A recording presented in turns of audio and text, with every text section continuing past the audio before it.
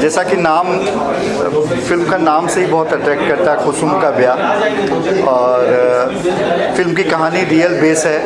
और जब मैं इस फिल्म को देख रहा था तो मैं खुद अपने आप को रिलेट कर पा रहा था कि अगर हम खुद लॉकडाउन में फंसे होते तो किस तरह का आपको परेशानी उठाना पड़ता। फिल्म में म्यूजिक बहुत ही कमाल का है और जहाँ ज़रूरत है बैकग्राउंड म्यूजिक वहीं यूज किया गया है। और डायरेक्शन भी बहुत अच्छा है। और सबसे सरप्राइज़ है प्रदीप चोपड़ा जी की एक्टिंग। मुझे पता नहीं था कि वो उस फिल्म में एक्टिंग कर रहे हैं। और जो फिल्म का लोकेशन चुना गया है, दो नदियों के बीच में जो बांस का पुल बना है, आप कह सकते हैं कि बहुत ही वो फिल्म में महत्वपूर्ण रोल है, उसको बहुत ध्यान दिया गया है। तो फिल्म जब आप निकलते हैं तो काफ़ी आप इमोशनल हो जाते हैं, क्योंकि कुसुम और जो उसका हस्बैंड है उसके कैरेक्टर से आप एक तरीके से जुड़ जाते हैं, उसके परिवार के साथ जुड़ जाते हैं। हमने ऐसी ढेरों सारी कहानियाँ लॉकडाउन में सुनी हैं कि कोई लोग इधर फंस गए, कहीं बारात फंस गई, लेकिन एक बारात का पुल पे अटकना आपको अचंभित और दुखी, इमोशनल परेशान करता है। और फिल्म जिस तरीके से सजीवता से शूट की गई है वो बहुत ही काबिले तारीफ है। 5 में से 4 स्टार जाएंगे इस फिल्म के लिए। और कौन सा पार्ट सबसे ज़्यादा आपको अच्छा लगा? फिल्म बहुत अच्छी थी एंड हमने बहुत इन्जॉय किया इस फिल्म में। सब कुछ था, थोड़ा पंच लाइन भी थी और इमोशन भी थे। और अगर देखा जाए तो सबसे बेस्ट पार्ट वो था जब वो पुल पे जाते हैं, उधर वाले रोक लेते हैं और जब उधर से वो आते हैं ये भी रोक लेते हैं। अक्सर हम देखते हैं कि दो राज्यों के बीच ये सब मतभेद चलता ही रहता है, लेकिन उसके बीच जो नॉर्मल जैसे वो कुसुम का परिवार था, ऐसे लोग फंस जाते हैं, ऐसे लोग पिस जाते हैं जो भी जिनका उतनी बड़ी पहुँच नहीं होती है, उनको पुल में लाइक रहना पड़ा, कैसे उनको कितनी दिक्कतों का सामना हो सकता है, लाइक हम सब इमेजिन कर सकते हैं। वो बहुत सैड पार्ट था। पर मैं इससे इस फिल्म से यही मतलब लाइक वो जाता है कि कम से कम जो भी राजनीति है उसमें नॉर्मल लोगों को नहीं उसका मतलब उसको नहीं पिसना चाहिए, उससे परे राजनीति करनी चाहिए।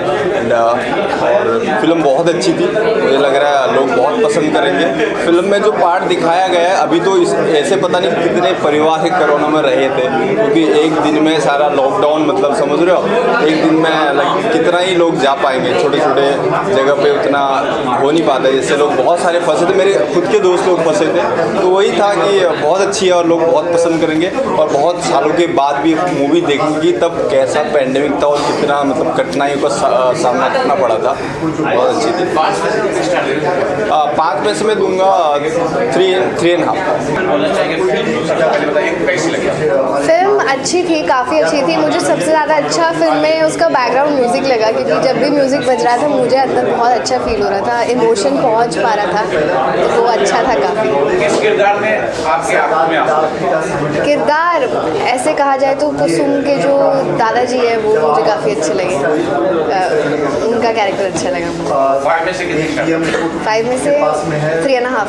सबसे पहले जानना चाहेंगे ये फिल्म आपको कैसी? हाँ, बहुत खूबसूरत कहानी थी और ऐसी कहानियाँ हम लोग अक्सर टच नहीं करते हैं। तो वो कहानी एक छोटे परिवार की, छोटी जगह की, बड़े लोगों को पता भी नहीं होता कि दुनिया में ये सारी चीज़ें भी होती हैं। खास करके जब हम लोग बड़े शहर में रहते हैं तो हम लोग अंदाज़ा भी नहीं लगाते कि किसी घर में राशन भी ख़त्म हो रहा होगा या फिर ये सिचुएशंस भी आती हैं।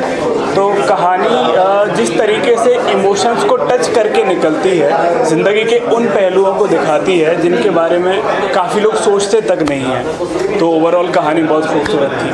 5 में से कितने स्टार? हाँ, आई थिंक इट्स 4.5। सबसे पहले जानना चाहेंगे कि फिल्म की कहानी कैसी लगी?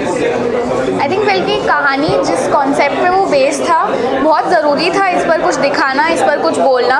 तो आई थिंक हाँ, बहुत एक ऐसी चीज़ थी जो बाहर आनी ज़रूरी थी, उस पर मूवी बनना ज़रूरी था। और आपको लगता है कि इस तरह की कहानियाँ और आनी चाहिए? बिल्कुल आनी चाहिए। आई थिंक जितना हम इन कहानियों को बनाएंगे उतना लोग देखेंगे। हमें लगता है कि लोगों को ऐसी कहानियाँ देखनी नहीं है, पर हम ऐसी कहानियाँ बनाते ही नहीं हैं। आई थिंक हमें बनाना चालू करना चाहिए, तब लोग देखना चालू करेंगे।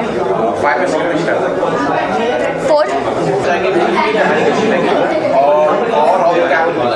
हाँ, अभी मैं राइटर के पास ही था, मैं बस उनसे जानना चाह रहा था कि जो कॉन्सेप्ट है ना, अभी जिस वर्ल्ड में हम रहते हैं, जिस टाइम पीरियड में हम रह रहे हैं, वहाँ वो रॉनेस नहीं है। अभी हम बहुत ज़्यादा फ्रैंक हो गए हैं। अगर आपसे बात करने के लिए, जिससे मेरी शादी हो रही है, उससे बात करें, हम बहुत फ्रैंक हो गए। तो रॉनेस कहिए या क्यूटनेस कहिए, जब आपके बगल में आपकी दुल्हन बैठी है जिससे शादी होने वाली है, वो बातचीत हो, वो कहानी में जो रॉनेस रखा गया ना, इंडिया की गाँव की रॉनेस, वो मुझे बहुत पसंद है। राइटिंग पॉइंट ऑफ व्यू में इट वॉज टोटली अमेजिंग। जो इमोशंस को जिंदा रखा गया बेसिकली। इसमें डायरेक्टर को कितना आप महत्व देंगे, क्योंकि इसकी डीआई बहुत अच्छी थी, इसका पिक्चराइजेशन भी बहुत अच्छा था, म्यूजिक बहुत साइड जगह संगीत जगह क्या डायरेक्टर।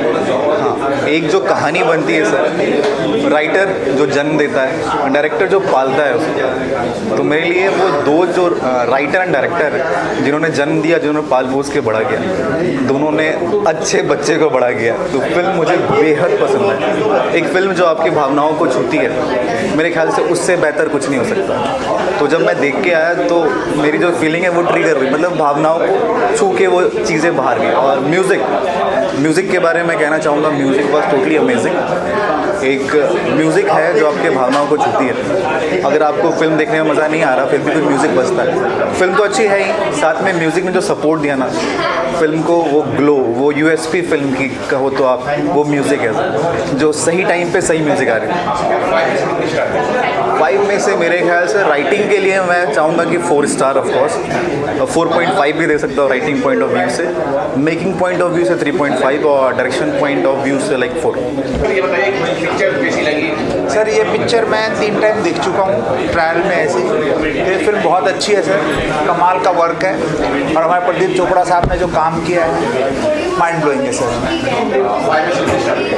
5 में से सर आप मुझसे 3 स्टार ले सकते हो सर। कैमरा वर्क और वीडियो वर्क जो भी है बहुत माइंड ब्लोइंग है सर। Thank you sir.